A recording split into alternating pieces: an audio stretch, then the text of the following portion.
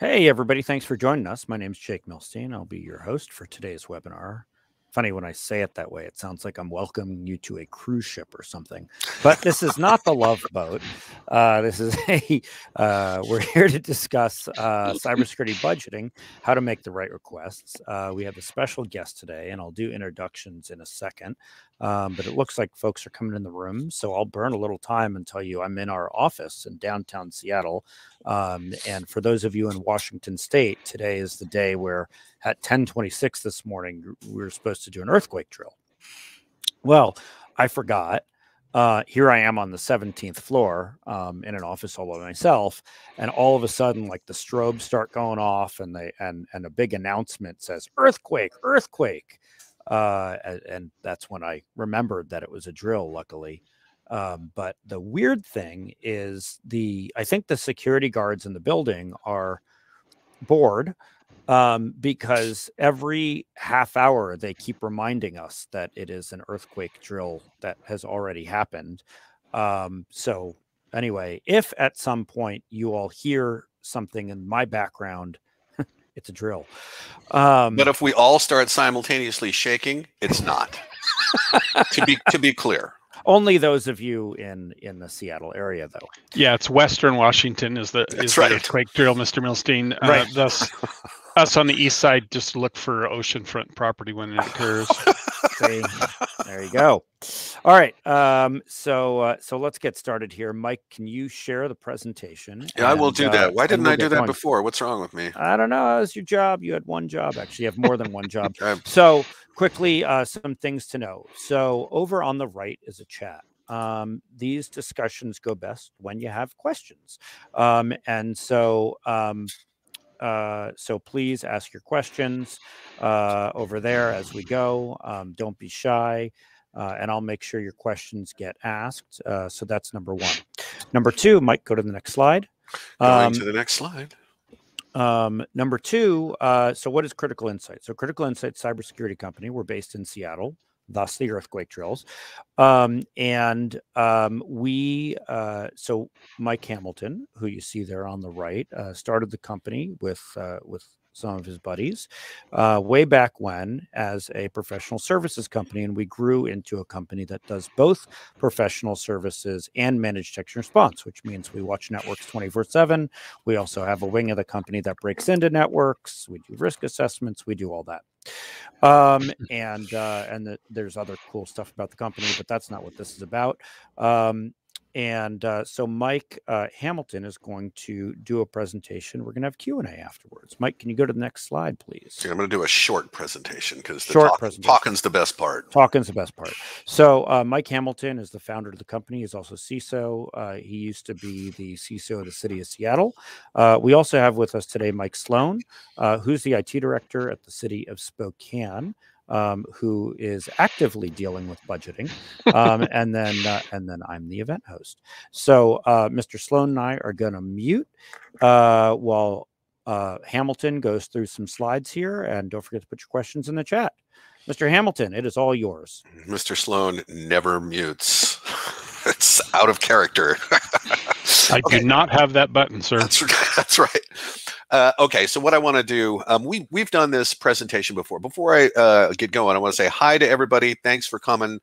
I hope you get some actionable information out of this. We're not here to sell stuff to you. We're here to talk about how to create a budget to get what you need for security, especially with the potential of grant money coming from the federal government, specifically for state and local governments, with a large set aside for rural areas. And while I'm on that subject, I want to say hi to Wendy from McAlester, Oklahoma, that I see on here, because I spent every summer of my youth in McAlester, Oklahoma, where my grandfather was a parole officer at the Oklahoma State Prison. So I have gotten a lot of haircuts in a prison barber shop, not for the reasons that Jake thinks, but because that's where I spent my youth. Okay, here we go. So this is a method I'm going to take you through that's very straightforward. And what we're going to do is we're going to use an assessment framework, and we are going to measure an organization against that framework. And where we have a gap, we're going to say, here's what we need to do to fix that. And the collection of those gaps is going to become what we call a corrective action plan.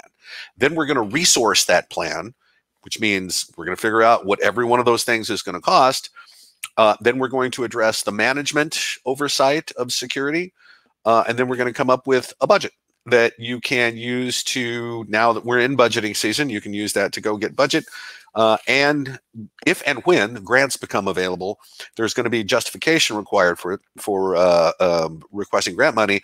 And this is a way of justifying that. There may be a very specific process that's given to you. For example, FEMA uses a process called FIRA, Total Hazards Identification and Risk Assessment. It works basically the same way. So what are we going to use? Today we're going to use the NIST Cybersecurity Framework, and there's a specific reason for that that I'll get to that makes this a very good choice for that. But you can use any one of these. I would say that you should probably not use something like NIST 800-53 because it's a 5-pound stack of paper. The 20 critical controls is a great choice. There are others. Why do we do this? Because it's a structured way. You're going to have justification for your budget requests. And this is the way you back them up with, this is a gap or a risk we've identified. Yeah, it's better if a third party does it, but there is no reason that you can't do this. And in fact, you know, if you get after it, this is a day of work tops. Okay, so here we go. Here is the NIST Cybersecurity Framework, and it's broken up into 5 buckets: identify, protect, detect, respond, and recover. Just as a note, I will say that hardly anybody gets through the identify bucket unscathed. Most organizations, public and private sector, don't really know everything that's on their network. So right away, there are gaps that emerge there. Protect, obviously, those are your preventive controls. Detect, how do you watch the network?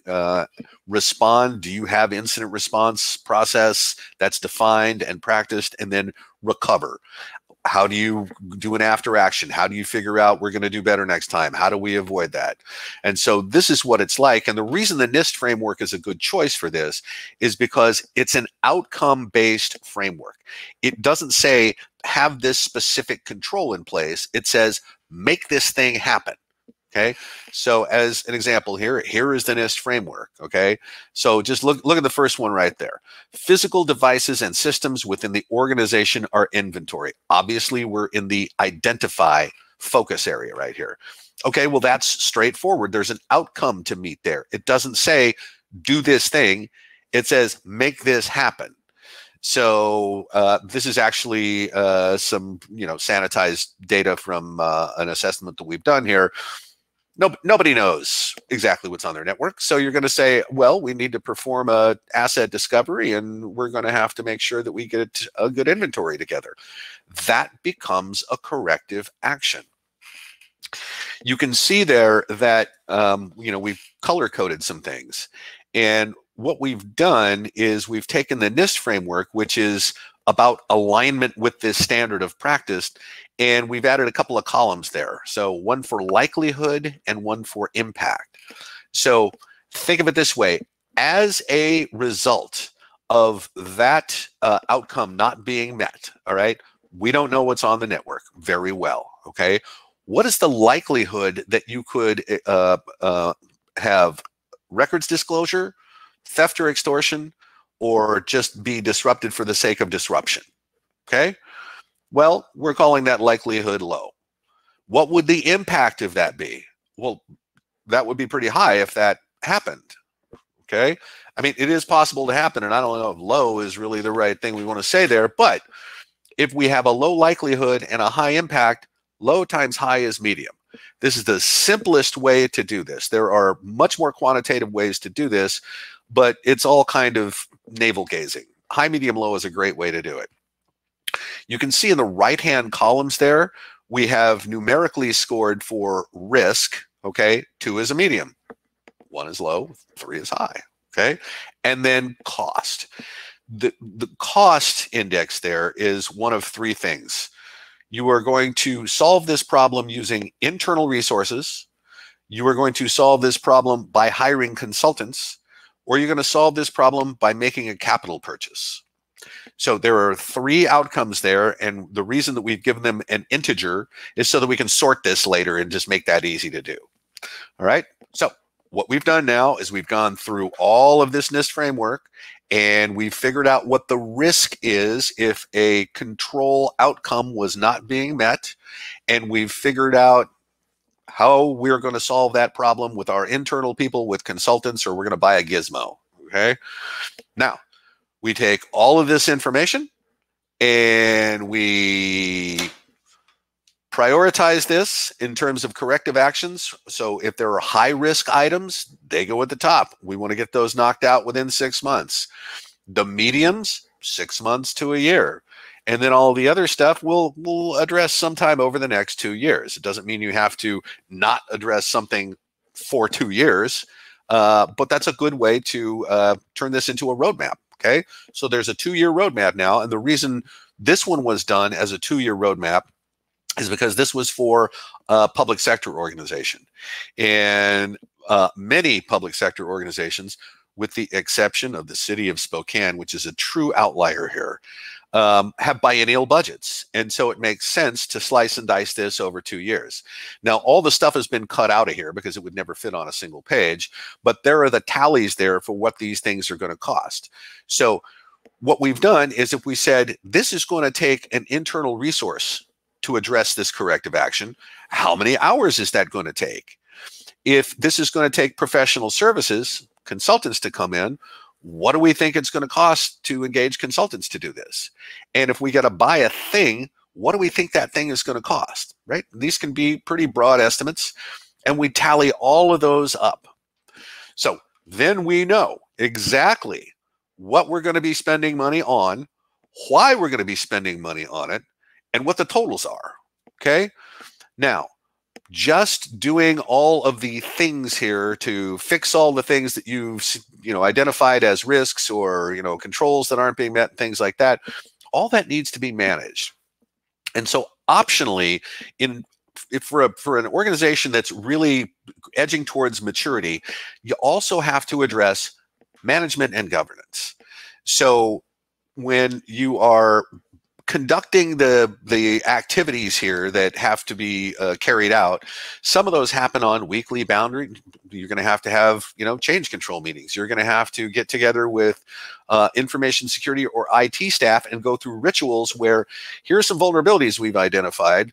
Let's go through here and figure out which ones of these we can fix and keep these things moving along. You want to knock down the vulnerabilities. Some things are going to happen monthly. For example, we do vulnerability scanning monthly. Some things happen quarterly. So, for example, access authorization management approvals is identity and access management. You got to make sure that if somebody moves sideways to another job in the organization, that the access they had over here that they don't need anymore has been removed. Okay, and a lot of these things, yes, these are requirements in this framework, but any other way that you want to demonstrate your security, for example, if you wanted to go through the SOC 2 process, this is all the same, all the same. You need a governance board so that you can all agree that there are risks that you are going to accept, and you need formal sign-off for those. But then again, quarterly, you're also going to have to handle some of the annual tasks. So there's 7 or so of these things. You need to do an annual penetration test. You need to do your risk assessment. You need to do your security awareness training. You need to do an annual policy review. If you have audits, like we go through a SOC 2, you have to crack out time for that as well. So all of this incurs internal labor, right? Just the management of all of these things. And there are actual costs here that you're going to incur as well. You can't do your own penetration test. Doesn't work that way. You may or may not need to have someone come in and assist you with a risk assessment, although that's what this exercise is going to provide. So if we tally all this stuff up, and we'll give this presentation away to anybody who wants it, by the way.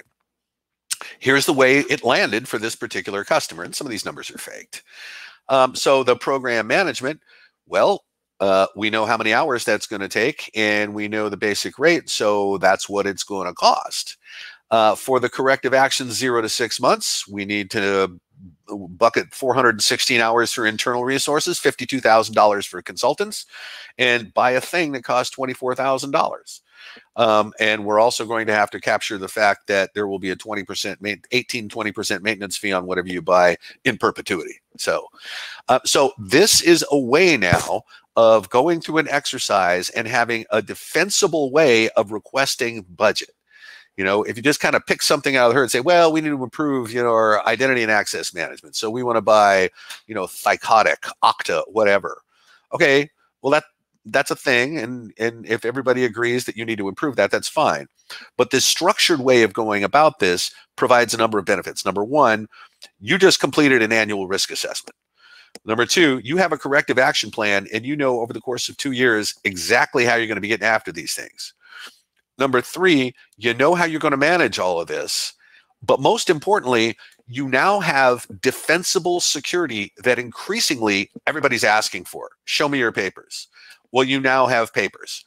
Yeah, here's the risk assessment we did. Here's the corrective action plan. We budgeted against it. And here's our ritual for going through and making sure that the corrective actions are being identified. Okay, that was a real quick primer on this stuff. And now let's get into the meat of it. So, and Mike, you can stop sharing too. Who's sharing? You are. Oh. Oh, yeah. Very funny. You know, so when you're, the other Mike, so in Spokane, you know, what does your budget process look like? Do you follow the same kind of thing that Hamilton just went through? Yeah, but in a more accelerated process, because we're an annual budget. So Yeah. in May, I'm doing budget construct for the following year. So we have a very, very beautiful crystal ball that allows us to see into the expense opportunities for the following calendar year, and we fail often with it, but that's how our process works. So why the failures? Because cyber and all these other things that are huge variables in our world morph on a daily basis, and then COVID and early retirements. And so you know, Mike Hamilton, when you're, you know, obviously, you know, it's great to have a plan like that, but what, you know, Michael Sloan just said is absolutely true, which is things change over the course of the year. Mm-hmm. You know, one of the things, you know, some folks know, you know, every week, you know, Mike Hamilton and I talk about all of the things that happened in cyber over the course of a week, and they are voluminous. So when you're building something like this, how do you leave an extra chunk for things we haven't accounted for, or what do you do there? You asking me? Yeah. Well, you know, because you're lining this up against a framework, right? That framework is not going to change in a year or 2 years. I mean, it may subtly change, right? The newest version of the NIST framework has privacy as one of the things you need to address. So that's not going to change. But the answer there is yes, because you know, threat actors change, tactics change. You may be bringing on new technology that increases your attack surface.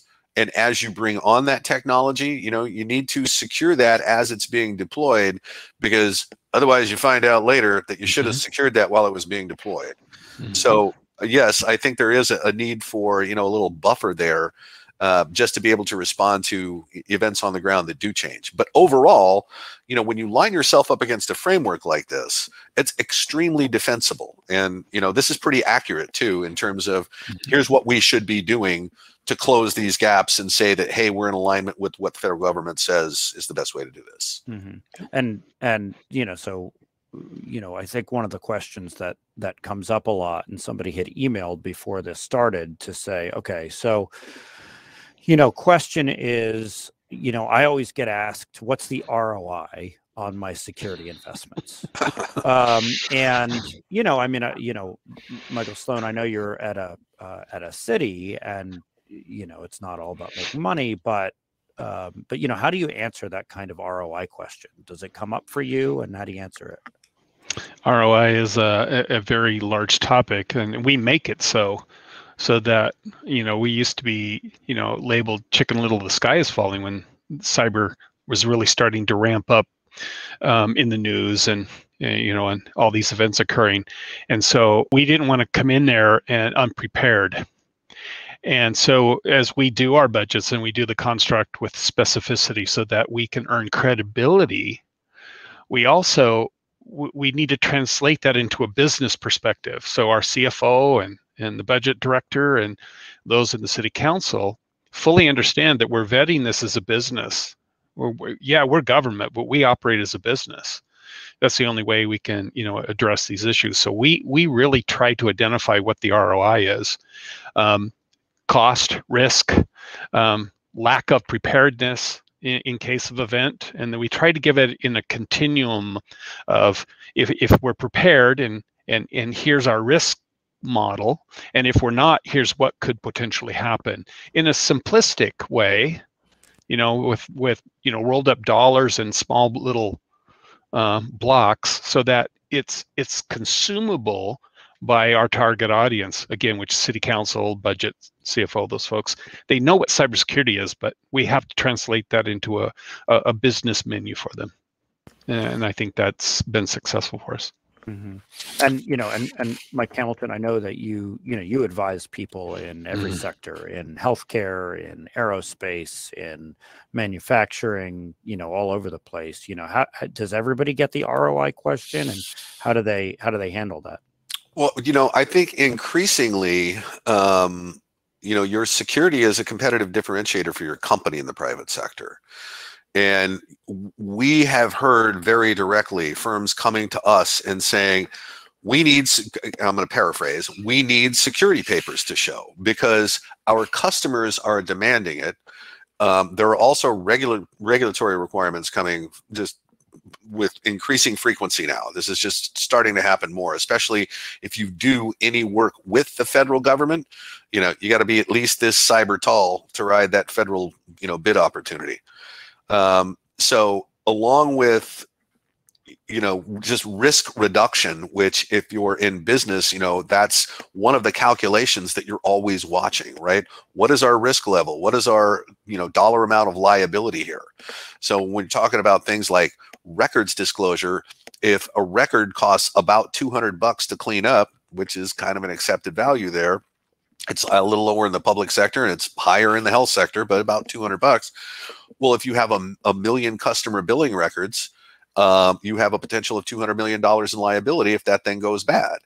And if that is at medium risk, okay, let's say that's $100 million in liability. And if you're requesting $50,000 to improve the controls around that to cut that risk in half again, you get $50 million in risk reduction for an outlay of $50,000. That conversation might go somewhere.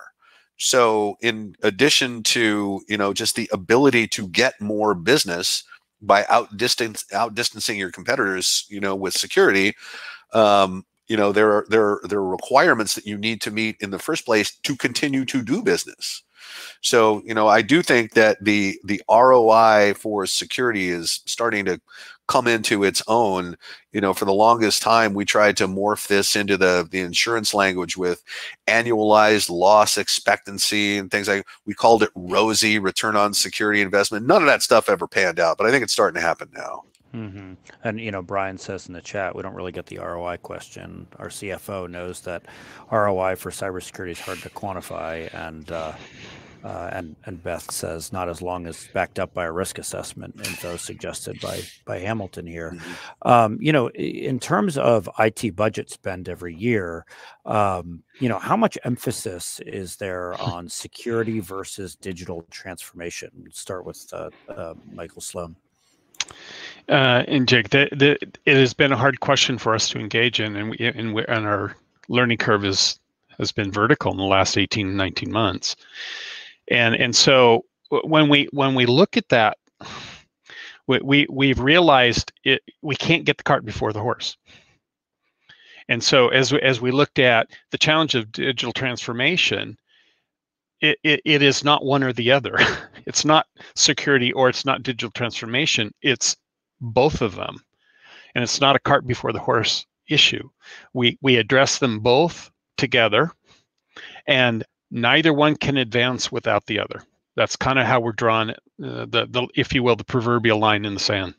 It just doesn't, for us, it's not worked any other way. We have managed into holes that process, the cart before the horse process, has created holes for us to dig out of. And so we just opted that we're going to manage these. We're going to present these as a partnership, arms locked together to move both at the same time. Yeah, I Hamilton. think, yeah, but this is where, all the process, specifically that Spokane has put in place, and it doesn't work this way everywhere, but, starting with procurement, you're addressing security in what you buy, and, the ability to deploy while you are considering security is, I don't want to say it's a luxury or an outlier, but I will say there are places where that is a lot harder to do. Specifically for a smaller company that doesn't have a lot of developed process, that's harder to do. For a public sector organization that has, what is there, 50 agencies in the city of Spokane, something like that. And we're talking about stuff like public safety and law enforcement, right? Law enforcement, has fistfuls of grant money, and they can buy technology that they need for their law enforcement purposes that typically a lot of, municipal organizations, local governments find out about later. And it may or may not cause a security exposure, and it may or may not cause, everybody to be above the fold, which is what you hate, in the public sector. But that's not just an artifact of being in local government. There are lots of companies that, again, the smaller ones that are not mature, they don't have developed process. When you get larger, but before you really reach that maturity level there are agencies, there are departments within a corporation that go a little rogue, and you find out about stuff later. That's the problem. So, kudos to Spokane for developing, all the process that you need around this, because that turns out to be, much more important than, just playing keyboards to fix stuff. Yeah, and if I could add to that, Mike, in your slide, you talked about a governance, and I think that a governance committee has established its value by, and we try to bring people, city council, elected officials. We've even had a person from just the general citizenry of Spokane, as well as my customers, i.e. the departments that we serve, so that they engage in this process, so that they're self-governing in a way to not go rogue, because that is an absolute issue we fought over the past. And in order to help legitimize the challenge, the governance committee, by default, if you will, provides that for us. Because on our own, we're IT. We don't run the city. Right. It runs on us, so to speak. So the governance committee is a real key attribute to that success. Yeah, and over in the chat, an interesting conversation about what percentage of IT budget is security and protection. Beth says 6% for her. What should what should it be? Is there a Mr. Hamilton? Is there? Well, I know what the average is. The average is 5 to 7. Beth is right there. And but it's increasing, and it's increasing in some specific sectors. Hospitals, way late, have got religion now, and they are making better investments in security. But remember, they had to blow up. When we talk about implementing technology for your digital transformation, for Mike and Spokane, that's automated traffic management, things like that, right? For hospitals, that's telehealth, right? And that's all of these other things that they had to spin up really quickly, including everybody's got to go home and work now. And they have historically been behind the curve, because when you talk about the lack of ROI in security, it's really acute, if I can use that term, talking about the health sector, in places where your margins are super thin, right? You're not really making money anyway. Hospitals are supposed to make money. That's secondary. They're supposed to treat people. That's their mission, and that's what they're focused on. So, their attack surface had to blow up, not of their own choice. And so now they have to hurry up and they have to get after that. So those budgets are going up. And so when you say going up, do you mean going up above the 7%, or do you mean they're needing to? Okay. Well, they were lower than that before, so you know, they're coming up to where they should be, and I think, you know, because they have all the catch up to do, I think they're gonna juice it. And the reason I asked is I was talking to a hospital. I guess he's the IT manager, and you know, for him it was 3%. So, you know, that was, and Michael, you were about to say something. Yeah, and Mike, you made a statement of what it should be, and that's our challenge. And so when we present our budget, we come in, we're roughly about 6% of our budget is related to cybersecurity. And as we're presenting this, a very sharp council member asked the question, "What should it be?" And you know, we paralyzed ourselves there for a second because we didn't have a good response to it, because we don't know what it should be. But our response is, we say it needs to be what it needs to be. By saying we don't know, but it needs to meet the need, and the need is defined by what you've talked about, the structure of providing a NIST assessment, or that structure that provides what we should be doing, and then we allow that to generate that number, and then that's what we say it needs to be, and then we argue over that. We plus and minus it, but to come out and say what it should be, we try to avoid that, and we say this is what we believe it needs to be in our situation for our consumption of risk. And Steve just asked a question to confirm: is that 5 to 7% of IT budget or overall organization budget? It's IT budget. IT budget, yeah. And you know what? You know, one of the other questions. Well, here I'm going to read Stephanie's comment, and then I'll get to the next question here, which is about COVID and how COVID's impacted everything.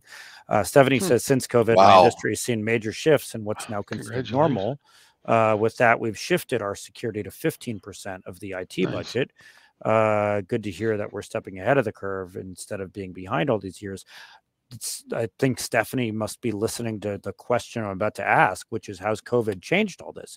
Because obviously there was, as you guys mentioned, you know, all of a sudden there was this massive spend to send people home, do VPNs, you know, buy laptops if you needed to buy laptops, all the things that organizations had to do. And so how has that impacted it? And then what's next year going to look like? Start with Sloan. Yeah, and Jake, the thing that hit us when this all set up, we were not prepared by design to support that. You know, we did telework, we had that, but we had to ramp up. So, you know, overnight, so to speak, we dived in, and we kind of had carte blanche to us in the spend and development process. But during that, we were spending a lot of time talking about, okay, how are we going to maintain this, and how do we stay ahead of it? And that challenge to be fluid and agile, and all those adjectives that define what we should be and what's preferred, is that we really needed executive leadership to understand how dynamic this challenge is, and then back it up with credibility of meeting it. And I think that was the key to it, quite frankly. I think it's not so bad in Spokane, but for whatever reason, what I found is in local government, you'll end up with a council member, right, or a county commissioner who's got a real IT ego and kind of wants to run the discussion, and that tends to complicate things. I've run into that before. But going back to the question, never answer what should our security budget be. I can tell you what the average is for organizations that look like us. We need what we need. Here's what the average is, because if you are far below the average, that's a good number to hold up. And Mike, that's key to us, because strategically, our leadership compares the city of Spokane with 3 other organizations and 1 private organization, just kind of balance it a perspective. And so when we represent whatever we bring to the table, we also bring that data in as well. You know, city XYZ, county ABC this is where they stand. So that gives a perspective. Again, that's all the other things we do in the city are measured or compared against those those stats as well, and we align to that, and it reassures them that it's not just IT doing IT. Right. I mean, this, so Chris puts in the chat here, we went from a few remote staff, a couple of security gaps with them that were known. Now with 90% of staff working remote, those security gaps have become huge issues that now run into budgetary issues trying to tackle. I mean, is that a, so should CISOs and IT directors be coming in now and saying, like, holy cow, we need to, we need a much bigger budget right now to tackle all of this? Well, that's where before they needed that, kind of extra padding in the budget, because nobody knew that was going to happen. And if there had been that padding in the budget when the rush to remote work happened, probably would have been able to handle that better and avoid some of the landmines everybody hit. There were stories about people being having their home computers targeted and attacked just so they could get over the VPN tunnel into the business, right? Or compromise a computer and wait until somebody went and took it back to the office and plugged it in. I mean, they're definitely out there gunning for the people that are at home. So, some attention to home network security now is a thing. And in fact, what we did is because we had to, send a bunch of analysts to work home. We supply them with a Ubiquity device that segments their home network so that the rest of the family stuff does not interfere with the network segment where they're doing the work. And we can monitor that segment without, watching what the rest of the family is doing, which is creepy. So, that was an expense we didn't know it was coming up, but it turns out to have been a good spend. Yeah. Our auditors really like that. So in the, the chat is people are asking about insurance, and we're going to get to insurance in a second. But I do want to, one more COVID question here, which actually came up in another conversation we were having. Beth says, Mike, what kind of device is that? That's the Ubiquity device, right? Yeah, Ubiquity. It's it's advertised as just a router, a commodity grade router, but it has a lot of capability for a consumer device. It's got a whole lot of capabilities, and they're not that expensive. Yeah, if folks want the model number or whatever, we can send it to you. Yeah, I'll put my email in the chat. I can get that to you. And it's just jake@criticalinsight.com. I'm the one who has the vanity email address because I'm vain. So, but back to the COVID issue. So the other thing that's going on right now is obviously what some folks are calling the Great Resignation. It's harder to hire people. People are leaving their jobs. That makes budgeting more difficult because you don't know, Michael Sloan, you earlier said, you talked about early retirements, right? So how do you figure out what to ask for when you don't know what talent costs are going to be over the next year? And how do you find talent? You brought it up, Mr. Sloan. Yours. Well, in Eastern Washington, we're having a problem finding talent. That's because we just don't meet the pay scales. And we have 5 open positions, 2 of which I can't get qualified candidates because we just don't pay enough.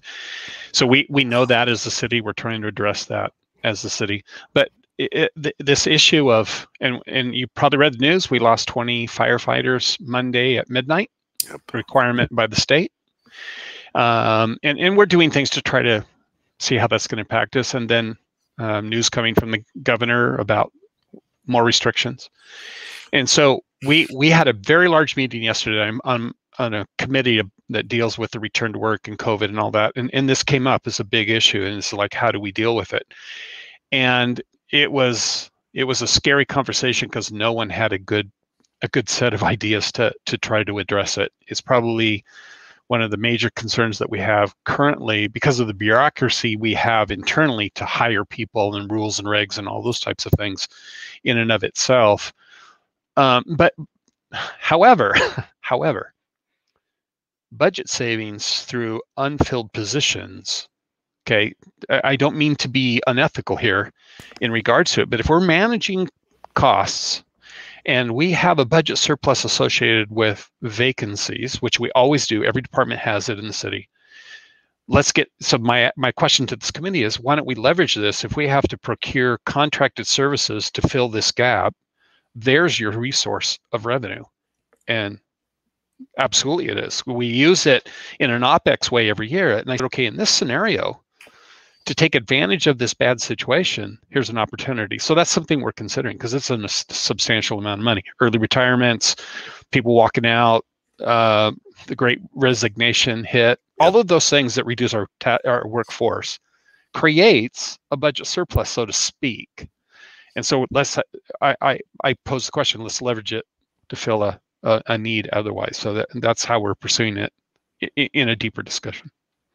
Yeah, and I just think this is, the impetus for, businesses that provide the services you need as a managed service, whether that's consulting for the periodic things that you need or monitoring your network or whatever, because the perception of increased latitude and increased flexibility in employment has got people moving all over the place, ditching their jobs. People are flooding out of Seattle and moving over here to Kitsap County, and I will note that Beth just moved out to Kingston. So, the chess pieces are all getting moved around, but the upshot of this is it's getting harder and harder and harder for organizations that have to have these kinds of practitioners to hire them and retain them, right? So, it's becoming all about managed service and professionals, right? So an analogy, your business would not have a plumber on staff, right? Right? Because they're needed for periodic things. And so if you can line yourself up, with a standard of practice where you know exactly what you need to do and say, as a finite resource, I need to bring you in for a fixed fee, limited length engagement to get this thing done for me. That's starting to make a lot more sense because, businesses don't like carrying all of the load, all the burden that comes with employees either. There's a besides salary, there's a lot that goes with it. In the public sector in particular, it's the pension system. That is a thing. That is a real good reason to go work in the public sector. And if you can, and hopefully we're going to generate enough people, in all of the cybersecurity degree programs. Where it becomes more attainable for things like local government and hospitals who have difficulty paying too, right? Those are two very critical things that really need some help here. But if we can increase the number of practitioners and drive down the price per, all of a sudden that calculation may change again. Right now, it's all slanting towards consulting and managed services as an artifact of the Great Resignation and just everybody moving around. Ed just put a question in the chat that's a little like throwing some raw chicken to an alligator, but does the Great Resignation equal the Great Automation, Mr. Hamilton? So that's a really interesting question. I have an opinion about that. You don't say. So automation is another network gizmo that you're going to have to buy and put on the network. And what has to come with that, people to operate it. That, this automation thing is not magic. It doesn't happen by itself. These playbooks all have to be programmed into SOAR. They make mistakes. You have to be extremely careful about how you allow a piece of technology to take an action on your behalf, depending on what you do. Like a manufacturing line could be crippled by something like that. And I will add this anecdote. The last time I went to a Gartner Security and Risk Management Summit, which is in National Harbor, Maryland, or at least it was every year. It's one of the best conferences you could ever go to. They polled their membership and they asked that specific question. Speaking of all the automation in security, would you allow a piece of technology to take an action on your behalf without human oversight? And 100% of Gartner membership said no. So I think that probably says more about the maturity of the automation space. Now, that said, some of this stuff happens perfectly well. For example, the EDR, somebody was asking about EDR there. EDR endpoints, they can quarantine an asset. If a rank and file workstation starts scanning the network looking for open SMB shares and it's never done that before, put them in a little network jail. No harm, no foul. If the phone's probably going to ring, but get to it when you get to it. Well, so let's get to that specific question, which is how does one balance budget between NDR, EDR? I think it depends on whether or not you have people. NDR requires eyes on glass. That is a cost. And if you you can set it up so that you yourself can get alerts at 3 o'clock in the morning. If you want to live that way, knock yourself out. But to do it right, you need eyes on glass, and you really need eyes on glass 24/7. So EDR is just an agent you put on a computer that has capabilities that you can leverage. The NDR people are probably the ones that need to pull the trigger on leveraging, the capabilities of that endpoint. And in my opinion. And so in terms of balancing budget, it depends on the org. How do you figure out when to outsource and do it yourself? Cost, frankly. I mean, if you are in a place where you can, hire people and that doesn't bust your budget, that's a good way to do it. Did Spokane just have an earthquake? I don't know. It looks like we lost Mike Sloan, so I'm just going to have to ask you questions. But this next one is something I know have thought a lot about, which is any insight into the impact on cyber insurance premiums and coverages. In healthcare, premiums are 2 to 3x in 2021 with changes in coverages. And by the way, I just talked to somebody who was 10x. Theirs just was 10x. For their healthcare premiums or for their cyber insurance? Oh, I see. In healthcare, I thought he meant cyber insurance premiums. No, for their cyber insurance premiums. But Mike, cyber insurance premiums. Yeah, so I mean, they've gone up. The coverage has gone down, right? Deductibles have gone up, but more importantly, they are starting to flex their muscles in terms of organizations that are perfectly free to set requirements for you to meet. So if you take credit cards, it's PCI is your, your regulatory oversight. If you were in the health sector, HIPAA and protecting health records, right? But there's like manufacturers, all kinds of places where they don't have those regulatory requirements unless you're doing business with federal government, then you got to go through their CMMC certification, stuff like that. But insurance companies have the ability to level the playing field here and say, anybody that wants insurance, you got to meet these requirements. And so what they have been saying, two things in particular, they look for. Number one, pervasive use of multi-factor authentication. Okay, that's a no-brainer because the phishing activity is out of control. People are going after password. In fact, we know that right now there's a credential stuffing attack going on against credit unions right now. So, passwords are a thing of the 20th century, and let's get with the program with multi-factor authentication. The other one is 24/7 monitoring. There's actually a list of 9 things in working with Aon on this topic that insurance companies have decided these are the must-haves, right? And so if you don't have a few of those, and I can't remember the 9 right now, but multi-factor authentication and monitoring your network. And remember, it's 24/7 because Colonial Pipeline happened over Memorial Day and JBS Meats happened over the 4th of July. And those were not, coincidences. That's well thought out by criminals. So they know when you're sleeping, and since Santa's coming, knows when you're awake. I was going to say, wow, were you going to go all the way to a Santa joke before Halloween? I don't think that's acceptable. I just went out of the store. It's already happening. Yeah, I mean, Michael Sloan, you popped out and then back in. Yeah, we had a earthquake alert test. I knew it. Sorry, I totally knew it. So we're talking about cyber insurance. What's your perspective there? In terms of did premiums go up there, and how do you deal with that in the budget? We just renewed. It took us a long time negotiation, and we had a broker assisting the city in this process, and rates went up, coverage went down. They tore into us to say, MFA, are you getting audited? Are you doing pen tests? All these requirements. So our security officer, Dan Wardell, was up to here with effort. And I'm making this number up. I think, last time we had 10 companies willing to step into the arena. We had 2.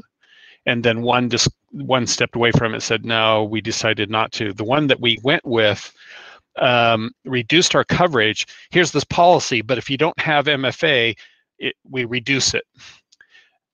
Thankfully, they worked with us to give us a window to finalize MFA and to reestablish back to that coverage. Otherwise, we would have cashed out to cover that gap. It was difficult. It's a hard one to swallow. But again, one carrier resolved with it that we actually were able to engage with, that's not good news for us. No. I did find the 9 things since we're bringing it up. So it's multi-factor authentication, patch management, Active Directory, service accounts, managed detection response and/or endpoint detection response, secure RDP, VPN, disaster recovery backups, phishing exercises, incident response plan, and email filtering. Anyway, if somebody wants me to send them the list, email me and I'll send you the list. So, back to a question from before when we were talking about managed detection response and all of those. Edward says, so then would SOC as a service make better sense to cover the disciplines you were talking about, Mike Hamilton? Yeah. And, frankly, when you work with a company that knows what our place is in this ecosystem, right? So our responsibility is to make sure that we have analyst capacity that stays in front of customer demand. And so, that is actually a differentiator when you're looking at companies that will do managed service, managed monitoring, detection, and response for you. Ask them, what's it cost you to recruit your analysts? What's their residence time? How long do they stay? What's your retention rate? Because that is why you are buying the service, because it's the people. The technology between, the different services to do this, it's 5% difference and they're just going to leapfrog all the time. But a solid supply of people, eyes on glass, that's what the service is about. And so that's the differentiator that you need to look for. And if I could add to that, I think, Mike, one of the things that we like about that discovery is the greater the retention length is, the better they know our business, because not every business is the same. And so that familiarity, that what we call partnering, they understand that we may not be treated, or we may not need to respond or react or engage like a county or a city someplace else. So we like that familiarity of what we want and what we need, and that's another key to that. Cool. And Ever was asking me to put the list in the chat. I cannot keep I cannot handle both mics and type the 9 things in the chat, but I did put my email. We're not out of control. You will be if I start typing in the chat that much. So I'm glad you finally admitted that you're limited, Jake. I appreciate that. Yeah, really, that was an admission. Yeah, I need to outsource my job function. So anyway, email me, or we'll put it in the follow-up email, but I'll make sure to get it to you all. Okay, so couple of things. I have a couple of more things, but there is one thing. Since the question came up about SOC as a service, I did want to share. This is not a sales webinar. That's not the point. But since you asked, this is what we do. So we based on feedback from customers, we've added to our services significantly over the last year. And the way we see managed detection response is it's actually everything from incident preparedness to the 24/7 eyes on glass to, if something happens, the containment and the eradication of that. But we'd really love to meet you on the right-hand side here. With security assessment, which Mike talked about, which sets you up for the budget for the year, and obviously pen testing and vCISO engagements.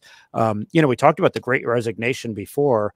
Holy cow, the number of vCISO engagements that keep coming in because CISOs are leaving. Mike Hamilton is the vCISO for an organization right now. A couple of them. Yeah. The other thing I want to bring up before we leave this is we do have a 60-minute 13-point assessment if anyone's interested. There will be a survey at the very end. If you want to do this, you can ask for it. We used to charge for this, but in the pandemic said, you know what, we can do this just at no cost while people are trying to, get their bearings after being in a pandemic. So if you're interested in this, you can let us know. And I do want to let everyone know, because it's Cybersecurity Awareness Month, every Friday we're doing cybersecurity awareness training. Mike well, I host it. I'm really the star, but Mike does the whole presentation.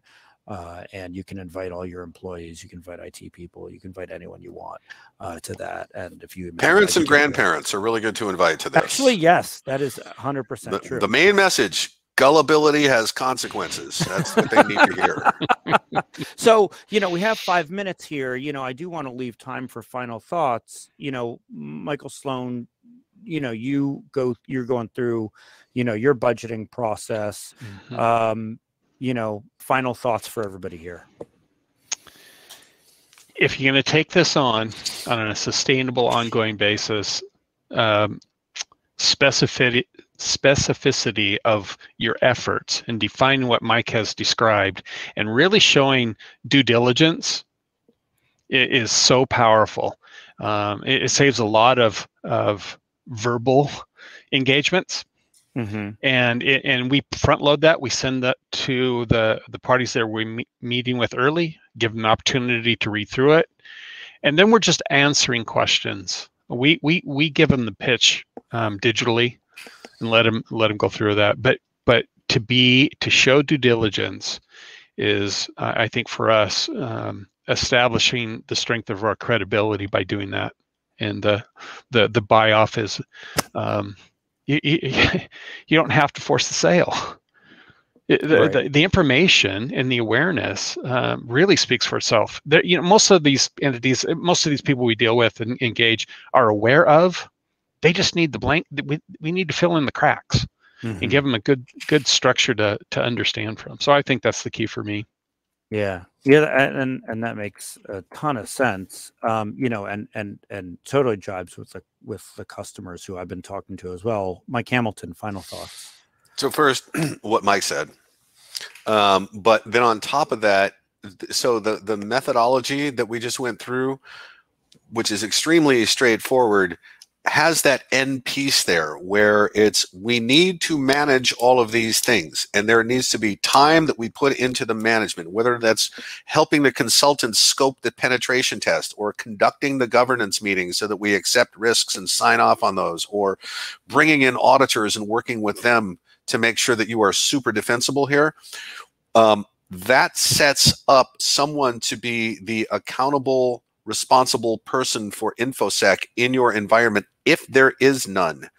And it's a good way to, let's say, dip your toe into this water and, start to become the CISO or, the director of IT security or whatever you want. Even if it's not your title, somebody is going to have to do this stuff. So I would, say focus on the end. That last slide I showed you, where this is all the stuff you're going to have to do to manage around this, because that starts to designate someone as the person. Cool. And I've gotten a lot of requests for the presentation and for the other things we talked about, including the 9 things. So we'll email that out. Yeah. 2 pieces of final business here. One, so it's funny, Beth said, Jake loves email. Yes, that's true. But I do have somebody who helps me respond to everything. And Madison is on our staff. If she, pops up on stage, you'll get to see she's a real person, but she helps me out with emailing people back and making sure we respond to everything. So if you get an email from a woman named Madison, here she is. There's Madison. You might hear from Madison. That's who Madison is. Also, thank you so much for joining us. Please take the survey. We do a ton of these events, and next year our plan is to double the number. And so we'd love your feedback. Like, was this good? Should we have Michael Sloan back? Like, these are all of the questions we want to know. And so please take the survey. It helps us get better, helps us answer more questions. And thank you, everybody. Thanks for joining. Have a great day. And I hope that if you're in Washington, you don't have any earthquakes. Bye, everybody.